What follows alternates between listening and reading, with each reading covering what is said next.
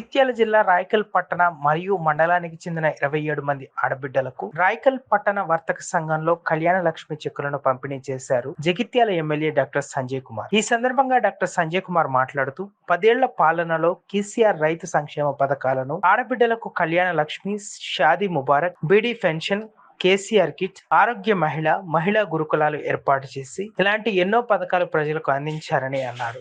ఈ కార్యక్రమంలో municipal chairman Morla Hanumanlu, MPP Sandhyarani Surender Nayak, AMC chairman Rani Sai Kumar, vice chairman Ramadevi, PACS chairman Enugu Mallareddy, vice MPP Maheshwararao, మాజీ AMC chairman Gunne Rajareddy, Raikal పట్టణ party అధ్యక్షులు ఇంతియాజ్, మండల పార్టీ ప్రధాన కార్యదర్శి తలారి రాజేష్, ఉపాధ్యక్షులు శ్రీనివాస్ గౌడ్, ఎంపీటీసీ ఫోరం జిల్లా అధ్యక్షులు నాగరాజ్, సర్పంచుల ఫోరం అధ్యక్షులు శ్రీనివాస్, మండల కోఆప్షన్ సభ్యులు ముఖీత్, సర్పంచులు, ఎంపీటీసీలు, ప్రజాప్రతినిధులు, నాయకులు, అధికారులు తదితరులు పాల్గొన్నారు. ఒకవైపు ఇంతకుముందు చెప్పినట్టు నేను గెలిచినా నన్ను గెలిపించారు, కొంత సంతోషం.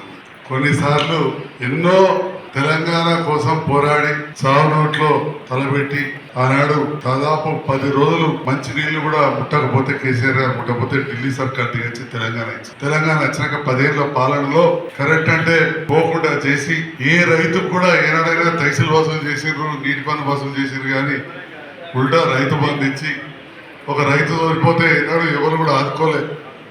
వాళ్ళకి రైతు బీమా ఇచ్చి బీడీ కార్మికులు ఉంటారు మన దాంట్లో. బీడీ కార్మికులు ఉంటే వాళ్ళకి ఎన్నడూ కూడా ₹1 రాకపో. ఇవాళ మన జగిత్యాల నియోజకవర్గంలో 25,000 మందికి, రాష్ట్రంలో 4.5 లక్షల మందికి బీడీ కార్మికుల పింఛన్ కావచ్చు. ఇట్లనే ఇవాళ మన పెళ్లికి ఎట్లయితే ఇస్తున్నామో కళ్యాణ లక్ష్మి పథకం మనం ఎరుకున్న నాటికలు కూడా నేను కూడా పిల్లలుగా నాకు కూడా మనవరాలు పుట్టి మరి ఎన్నడూ కూడా ఇల్లే అటువంటిది విన్నామంటే ఇలా తెలంగాణ వచ్చినాకనే మా వస్తాపూరు, బంజారా, లంబడోలు కావచ్చు, తాత వైకలు వచ్చారు, దానిపల్లికలు వచ్చారు. తినడన్నా పెళ్ళైతే ₹10 ఇచ్చిన వాళ్ళ ఏనాడు కూడా మనకు వినలేదు. అంగన్వాడీ కేంద్రంలో ఈ బిడ్డ గర్భవతి అయితే వారికి 2 కొడుకులు ఇవ్వకపోదు. ఇవాళ ప్రతిరోజు కొడుకులతో మంచి ఆహారం, వాళ్ళ జీతాలు కూడా మంచిగా పెంచినాం. టీకాలు వేసినందుకు ఆశమ్మల జీతాలు 400 పెంచినాం.